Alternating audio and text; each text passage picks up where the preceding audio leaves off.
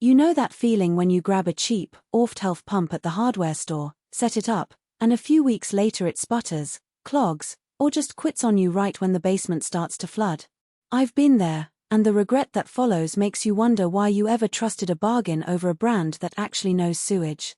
That's why I spent a few days digging into the Zoeller Wastemate 290 series, model E293, before I hit record. Link is in the description if you want to check the product details on Amazon. First off, the hesitation most homeowners feel isn't about the price tag so much as the fear of buying a pump that can't handle the real mess. A sewage pump isn't a kitchen appliance you replace every few years. It sits in a pit, runs intermittently, and is expected to push thick, gritty water up a vertical run without whining. The market is littered with budget pumps that claim high GPM numbers but have flimsy casings, cheap motors, and flimsy seals. When a pipe bursts or a toilet backs up, those shortcuts become obvious corrosion, premature motor burnout, or a discharge line that can't hold the pressure. Zoeller isn't a newcomer. The brand has been making sewage and sump pumps for decades, and the Wastemate line is built around a reputation for durability. The E293 packs a 1 horsepower, single-phase motor that draws about 10.2 amps at 230 volts. On paper, 122 gallons per minute and a max head of 51 feet sound more than enough for a typical residential basement.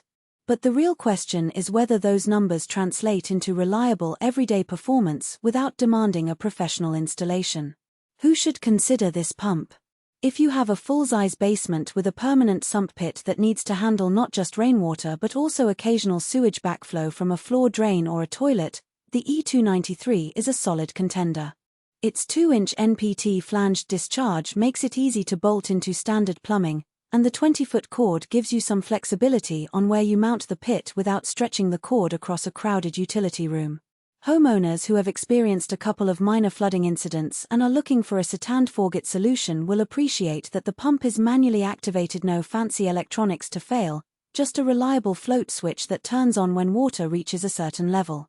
On the flip side, if your setup is a small crawl space with a tiny pit, or you're only dealing with occasional condensation from a dehumidifier, the 1 HP motor might be overkill.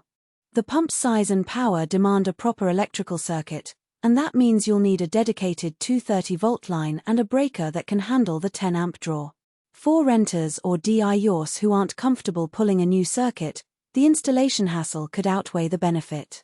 Also, if you're looking for a battery-backed, automatic run model that kicks in during a power outage, this manual version won't meet that need. You'd have to pair it with an external UPS or a separate battery system, which adds cost and complexity. Now let's talk about the practical strengths that actually matter once the pump is installed. The first thing I noticed in the user manual, and that's where most of the real insight comes from, is the robust cast iron housing. Unlike the thin-walled plastics you see on cheaper units, the heavy metal shell resists corrosion from the acidic, oily sludge that a sewage line can produce. That alone extends the service life dramatically. You're not constantly replacing a pump every 2 to 3 years because the housing rotted away.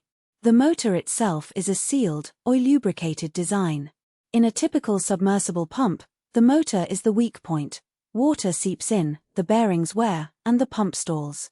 Zoeller's sealed motor keeps water out, and the oil lubrication reduces friction, meaning the pump can run for hours during a major backup without overheating.